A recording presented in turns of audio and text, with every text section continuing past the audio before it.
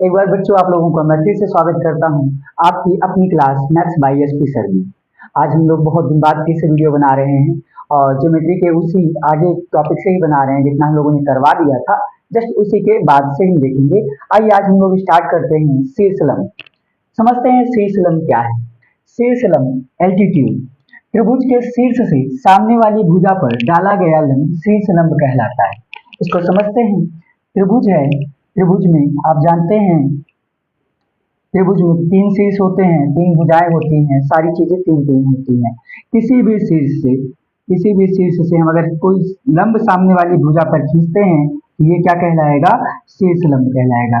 ये यहाँ पर शीर्ष लंब है। शीर्ष लंब ये क्या है? शीर्ष लंब है।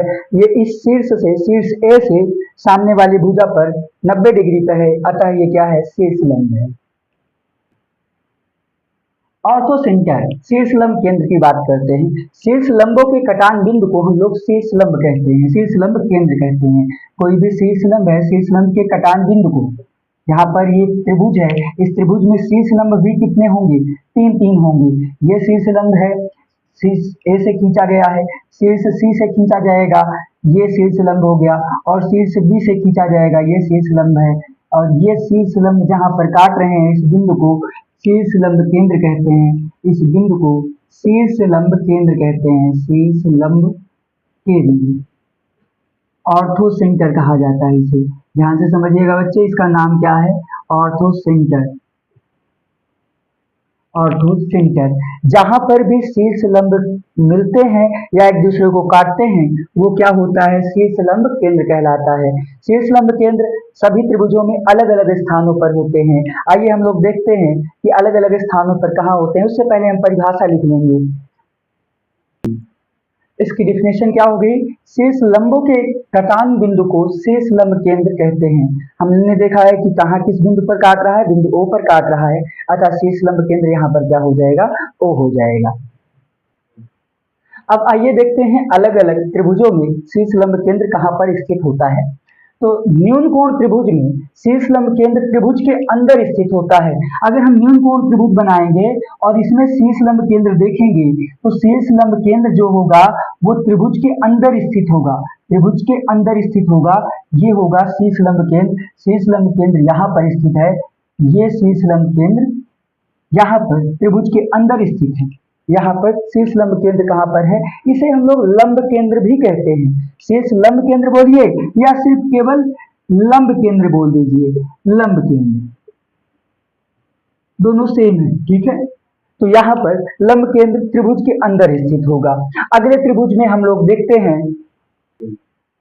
अगला जो है वो समकोण त्रिभुज है। समकोण त्रिभुज में आइए हम देखते हैं। तो समकोण त्रिभुज है, ये एक समकोण त्रिभुज है, ये समकोण त्रिभुज है ए बी सी।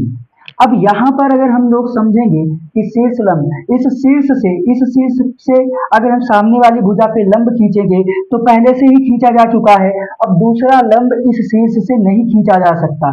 किसी भी एक बिंदु से केवल एक ही शीर्ष लंब खींचा जा सकता है। केवल एक शीर्ष से केवल एक शीर्ष लंब खींचा जा सकता है, दूसरा शीर्ष लंब हम नहीं खींच सकते। और ये दो भुजाएं आपस में पहले ही शीर्ष किसी एक शीर्ष पर 90 डिग्री पे जुड़ी हुई हैं। तो भुजा ए बी BC पर लंब है और भुजा BC AB पर पहले से ही लंब है। तो यहाँ पर दो शीर्ष लंब यहाँ आकर मिल रहे हैं और तीसरा शीर्ष लंब अनिवार्य रूप से यहीं से ही जाएगा। तो ये जो होगा ये यहाँ पर समकोण बनाने वाली जो शीर्ष है वही यहाँ पर शीर्ष लंब केंद्र हो जाएगा, शीर्ष लंब केंद्र हो जाएगा।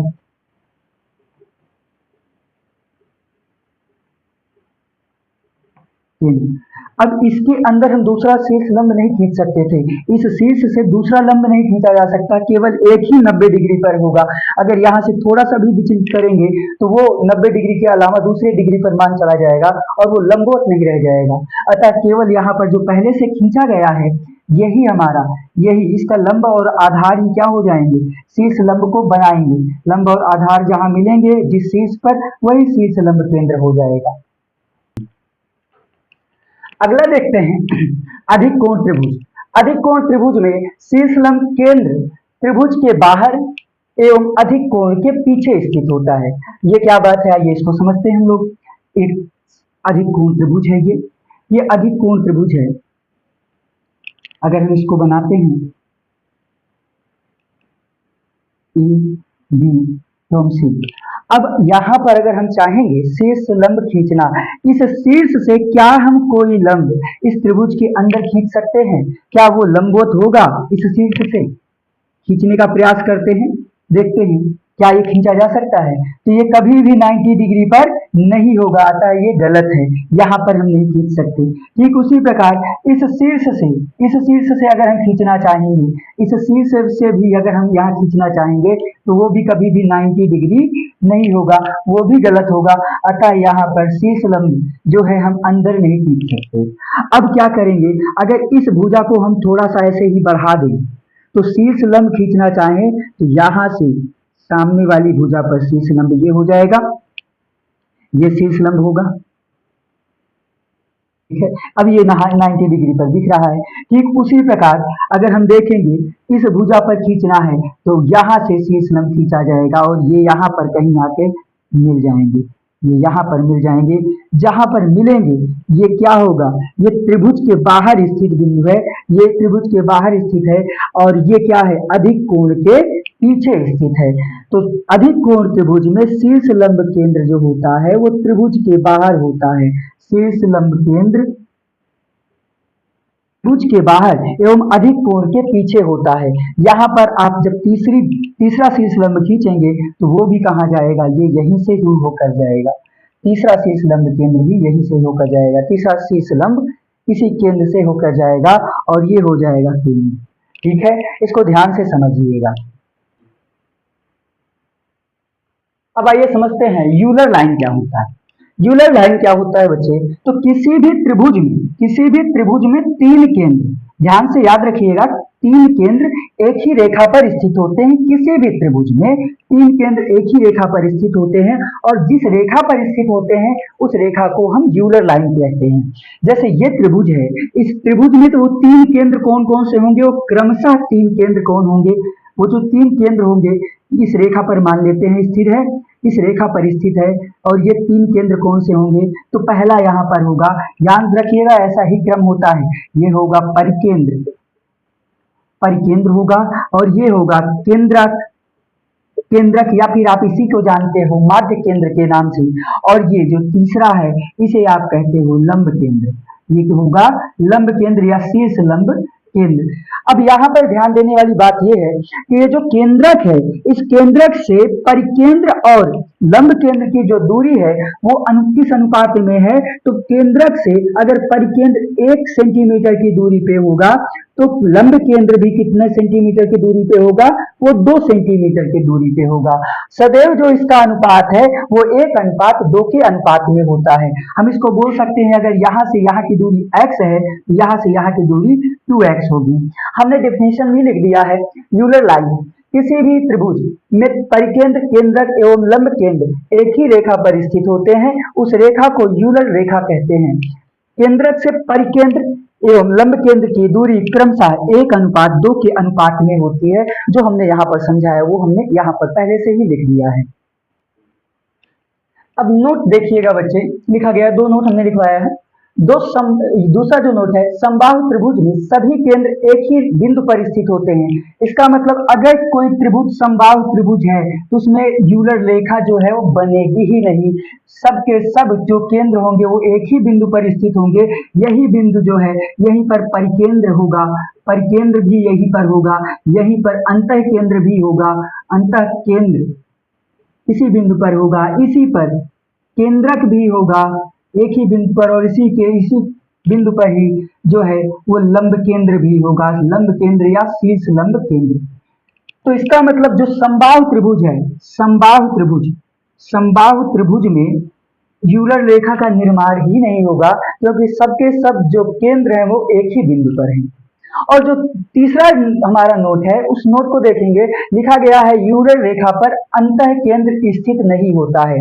इसका मतलब जो हमने इसके पहले देखा, किसी भी त्रिभुज में 3 केंद्र यूलर लाइन पे हुआ होता था, लेकिन उस लाइन पे कौन सा केंद्र स्थित नहीं होगा, तो आप डायरेक्ट याद रखिएगा वो कौन सा केंद्र है, अंतः केंद्र स्थित नहीं होता है।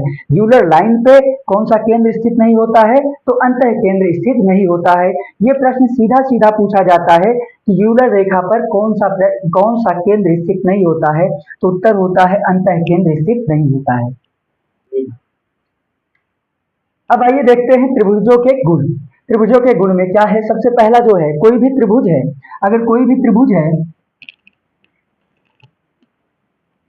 ये त्रिभुज है, का नाम है ए बी सी, इसके तीनों अंतः कोणों का जो योग होगा, ये तीनों अंतः कोणों का योग जो होगा वो सदैव कितना होगा, तो 180 डिग्री होगा। अगर हम इसका नाम रख दें alpha beta gamma, alpha beta gamma, ये जो तीनों कोण हैं, तीनों का योग सदैव क्या होगा, कोण अल्फा प्लस कोण बीटा प्लस कोण गामा का जो मान होगा वो तीनों का योग हमेशा 180 डिग्री होगा। सदैव ध्यान रखिएगा त्रिभुज के तीनों अंतः कोणों का योग 180 डिग्री होता है।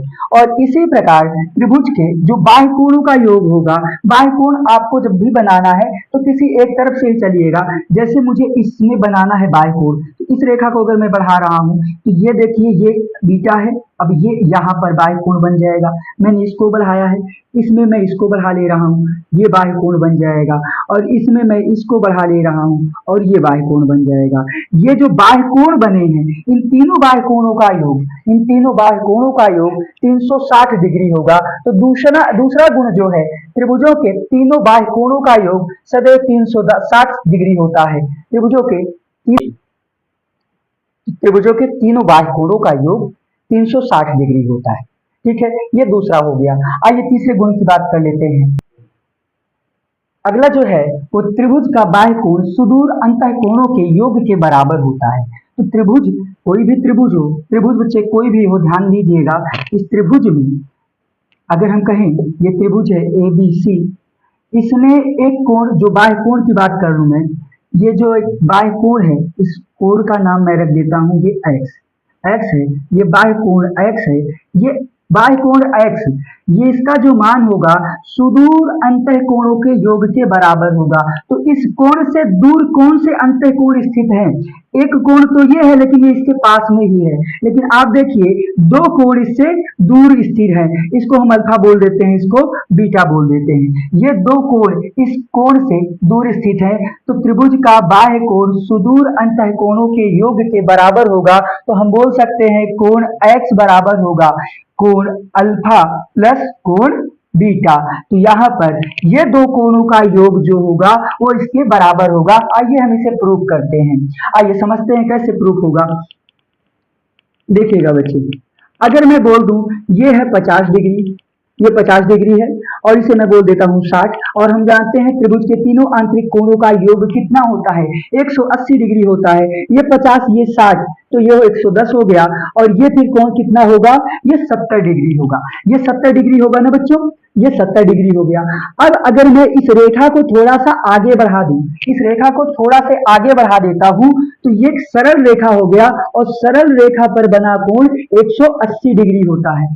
सरल रेखा पर ये जो कंप्लीट कोण बना है ये कितना होगा, 180 डिग्री, और ये इतना कोण ही कितना है, 70 डिग्री, तो ये इतना कोण कितना हो जाएगा, 110 डिग्री, और ये 110 डिग्री इन दोनों का योग होगा। ठीक है, ये आई थिंक ये आपको समझ में आया होगा बच्चों। अब समझते हैं त्रिभुज किस कंडीशन पे बन सकता है। तो लिखा गया है त्रिभुज बनना तभी संभव है जब दो भुजाओं का योग तीसरी भुजा से अधिक होता है। किसी भी दो भुजा का योग तीसरी भुजा से अधिक होना चाहिए। आइए समझते हैं, अगर मैं एक रेखा खींच लेता हूं 10 सेंटीमीटर का, ये रेखा है 10 सेंटीमीटर की। अब इस पे मैं बच्चे खींचता हूं एक 4 सेंटीमीटर की रेखा, ये 4 सेंटीमीटर की रेखा मैंने यहाँ पर खींच दी, और ऐसे ही मैं एक 5 सेंटीमीटर की रेखा खींच देता हूँ, 5 सेंटीमीटर की रेखा खींच देता हूँ। तो क्या ये दोनों कभी भी एक दूसरे को स्पर्श कर पाएंगे, टच होंगे? ये टोटल यहाँ की दूरी जो है 10 सेंटीमीटर है, ये दूरी 4 सेंटीमीटर लंबी भुजा है, ये 5 सेंटीमीटर लंबी भुजा है। अगर इसमें इस भुजा को पूरी तरह से लेटा दूं, इस भुजा को पूरी तरह से इस पे लेटा भी दूं, तो कहाँ तक आएगा? केवल यहाँ 5 सेंटीमीटर तक ही आएगा। और इस वाली भुजा को भी मैं यहाँ तक ले जाऊं तो केवल कितना आएगा? 4 सेंटीमीटर तक ही जाएगा, और बीच में 1 सेंटीमीटर का जो गैप है वो गैप बन जाएगा। अतः ये त्रिभुज बनना संभव नहीं होगा। तो त्रिभुज बनने के लिए हमें समझ में आता है कि ये जो भुजा है, एक भुजा ये हो और दूसरी दो भुजाएं ऐसी हो कि कम से कम जब वो जुड़े वो इस पे बराबर, इसी के बराबर लेट न जाए, वो क्या हो जाए? थोड़ा सा इस भुजा से ऊपर उठे। और ऊपर उठने की कंडीशन तभी संभव है जब ये दोनों भुजाएं थोड़ी सी इस वाली भुजा से बड़ी हो। कोई भी दो भुजा का जो योग होगा वो तीसरी भुजा से बड़ा होना चाहिए, तभी जो है हमारा त्रिभुज बनना संभव है। आगे समझते हैं इसको, आइए हम लोग बना के देखते हैं कौन सा त्रिभुज बनना संभव है। अगर हम लोग बनाते हैं इसी त्रिभुज को, मैं कह देता हूं ये 10 सेंटीमीटर है और ये एक भुजा 8 सेंटीमीटर हो गई, ये भुजा 8 सेंटीमीटर हो गई और ये भुजा 7 सेंटीमीटर हो गई। अब हम इसको जोड़ना भी चाहेंगे तो कैसे जुड़ेगा? क्योंकि यहाँ पर 8 7 15 5 सेंटीमीटर जो है एक्स्ट्रा बन रहा है, तो उसको एडजस्ट करने के लिए ये भुजा ऊपर उठेगी और यहाँ पर 3 शीर्ष का निर्माण हो जाएगा और ये जो है हमारा त्रिभुज बन जाएगा। क्या ये बात समझ में आ गई आप लोगों को? अब अगली प्रॉपर्टी को समझना है बच्चे, एकदम ध्यान से समझिएगा, एकदम फ्रेश होकर समझिएगा, क्योंकि इसके पहले जो आपने समझा है वहां पर क्या हमने देखा है कि किसी भी दो भुजा का योग तीसरी भुजा से है सदैव अधिक होगा। और अगला जो है वो क्या है? त्रिभुज बनना तभी संभव है जब दो भुजाओं का अंतर तीसरी भुजा से कम हो। किसी भी दो भुजा का जो अंतर होगा वो तीसरी भुजा से कम होगा। आइए हम एक समकोण त्रिभुज बना लेते हैं और आप लोग जानते हो इसकी प्रॉपर्टी। अगर मैं कहूं ये 3 है, ये 4 है, ये 5 है, ये त्रिभुज है। अब इसमें किसी भी दो भुजा का जो अंतर होगा, किसी भी दो भुजा का अंतर तीसरी भुजा से सदैव कम होगा। तो दो भुजा का जो अंतर होगा वो तीसरी भुजा से कम होगा। अगर मैं इन दोनों का अंतर लूं तो अंतर आया 1, ये 1 जो है ये 5 से कम है। अगर मैं इन दोनों का अंतर लूं तो अंतर आया यहाँ भी 1 और ये 1 इस 3 से कम है। और अगर मैं इन दोनों का अंतर लूं तो अंतर आया 2 और ये 2 जो है तीसरी भुजा 4 सेंटीमीटर से कम है। कोई भी त्रिभुज हम लोग उठा लेते हैं, कोई भी त्रिभुज हो गया, ये 10 सेंटीमीटर हो गया, 8 सेंटीमीटर, 7 सेंटीमीटर, अगर इसमें भी देखेंगे तो किसी भी दो भुजा का अंतर 8 और 10 का अंतर 2 सेंटीमीटर, ये 2 सेंटीमीटर 7 से कम है। किसी भी दो भुजा का इन दोनों का अंतर कितना? 3, अंतर 3, तीसरी भुजा कौन? 8 सेंटीमीटर, इससे कम है। और ये जो है 8 और 7 का अंतर 1 सेंटीमीटर, तीसरी भुजा 10 सेंटीमीटर से कम है। तो यहाँ पर ये डायरेक्ट पूछा जाता है कि त्रिभुज बनना किस कंडीशन में संभव है। तो हमेशा जो होगा तीसरी भुजा की ही बात करके क्वेश्चन पूछता है, क्वेश्चन देता है कि यहाँ पर त्रिभुज बनना संभव है, तो सदैव आप जानिएगा जो तीसरी भुजा है वो दोनों भुजाओं के योग से कम होगा और उन दोनों भुजाओं के अंतर से अधिक होगा, भुजाओं के अंतर से अधिक होगा। आइए इसको हम लोग नोट कर लेते हैं, इसको नोट कर लीजिए। अब जो हमने अभी समझाया वही हमने लिख दिया है कि दो भुजाओं का अंतर छोटा होगा अन्य तीसरी भुजा से और अन्य तीसरी भुजा जो है वो छोटी होगी दो भुजाओं के योग से। इसका मतलब, अब एक चीज समझिएगा बच्चे, जो त्रिभुज होता है, त्रिभुज को बनाया कैसे जाता है? जब हम एग्जांपल के लिए लेते हैं तो ऐसे त्रिभुज बनाते हैं और जो शीर्ष ए है इसके सामने जो भुजा देते हैं वो स्मॉल ए देते हैं और शीर्ष सी के सामने हम भुजा देते हैं स्मॉल सी देते हैं और शीर्ष बी के सामने वाली भुजा को स्मॉल बी बोलते हैं। अगर मैं यहाँ से एग्जांपल लेने का प्रयास करूं तो मैं बोल सकता हूं, अगर मैं कहूं तो यहाँ पर ये जो सी होगा, अगर सी की बात करूंगा तो सी जो होगा ये छोटा होगा, किससे छोटा होगा? तो अन्य दो भुजा के योग से a प्लस बी से छोटा होगा। और सी बड़ा होगा, किससे बड़ा होगा? तो सी ए और बी के अंतर से बड़ा होगा। ए और बी, इसका ये अंतर का चिन्ह है, हमने माइनस नहीं लगाया है, यहाँ पर अंतर लगाया है, ये अंतर का चिन्ह होता है, डिफरेंस का चिन्ह है, इससे बड़ा होगा। तो हम बोल सकते हैं सी जो है, ये सी जो है ए और बी के अंतर से बड़ा है सी जो है वो ए और बी के अंतर से बड़ा है, सी, और सी छोटा है किससे, ए प्लस बी के योग से छोटा है। ये आप इक्वेशन नोट कर लीजिएगा। ये डायरेक्ट क्वेश्चन पूछा जाता है, आपको दो भुजाएं दे देता है और पूछता है तीसरी भुजा हो सकती है, चार ऑप्शन दे देगा, वो तीसरी भुजा क्या हो सकती है। तो आप जानते हो कि दो भुजाओं के योग से छोटी और दो भुजाओं के, उन्हीं दोनों भुजाओं के अंतर से बड़ी, आप आराम से फाइंड कर पाओगे। इसको बहुत इंपॉर्टेंट है बच्चे, इसको आप एकदम इंपॉर्टेंट लगाकर अच्छे से याद रखिएगा कि जो भी त्रिभुज होता है, त्रिभुज में कोई भी एक भुजा जो गायब होगी, जिसका मान नहीं दिया होगा, वो सदैव अन्य दो भुजाओं के योग से छोटी और उन दोनों भुजाओं के अंतर से बड़ी होगी। ध्यान से समझिएगा, इसे नोट कर लीजिए आप लोग। चलिए बच्चों, आज के लिए इतना ही, नहीं तो आप लोगों के लिए ज्यादा हो जाएगा। बाकी हम लोग अब कल देखते हैं, ठीक है। इसके अभी और सारे गुण हैं, इन सबको हम कल देखते हैं।